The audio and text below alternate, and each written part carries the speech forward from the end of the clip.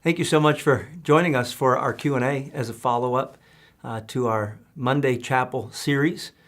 And today we're going to discuss some questions in regard to the topic of womanhood. Dr. Pettit, thank you for the message. Kind of in general, there's this understanding in the text of there's this aloneness that God addressed as not being good. You mentioned it being the first thing God says, not good. Are there theological implications of that whole idea of not good that man be alone?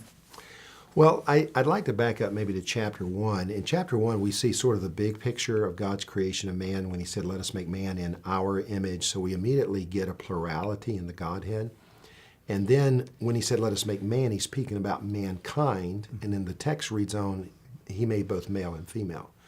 So what we see in Genesis 1 is that God intended for there to be a man and a woman. Mm-hmm. We come to chapter 2, and it's more of the details. It's how Adam came to this.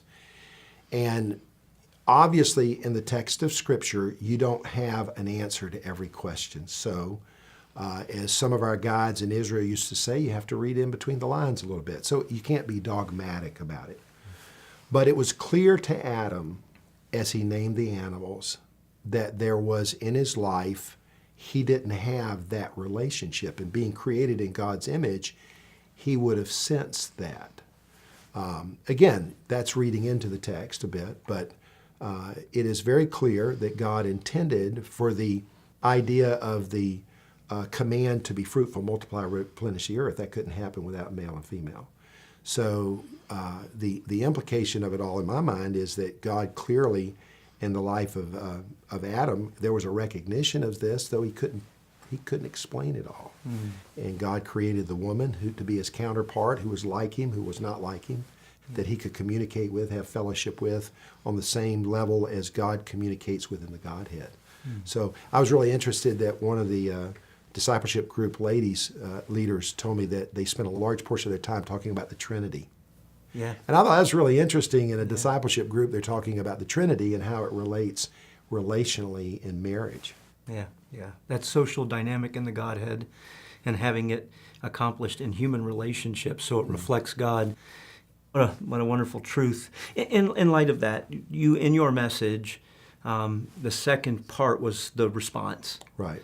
And you talked about the whole idea of a help fitted specifically to Adam's or to a husband. In light of womanhood and that response to what God has, in a sense, designed a woman to be, can you think of and share with us your thoughts maybe on the implications of that as a woman in her responsibility to any man, whether it be a son, be a brother, if she's leading a company, being coworkers that are men? What is her womanhood, the value of that in relationship to men in general? You know, some of the questions that have come to me are very good questions, and it's a little bit like in the message I talked about the woman's disposition to yield. And the question is, well, should men have a disposition to yield? And the answer is absolutely. And there are general character qualities that all Christians should have, male or female. So men should submit themselves one to another in the fear of God. So there should be that spirit. But specifically, as the Lord laid it out, as he laid out the complementary roles, there was this clear submission in a proper way. It's the fitting in together of working together in that disposition of yielding, and I used some illustrations on that. I think in the world, culture today is obviously different than it was 2,000 years ago in the time of Christ, or 2,000 years before that in the time of Abraham.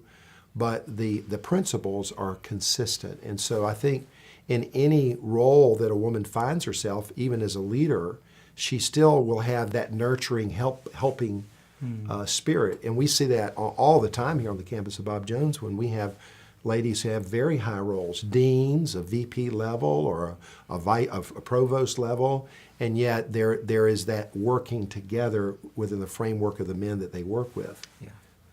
That there's a sense in which, Paul says, think not every man on his own things, but every man also on the things of others.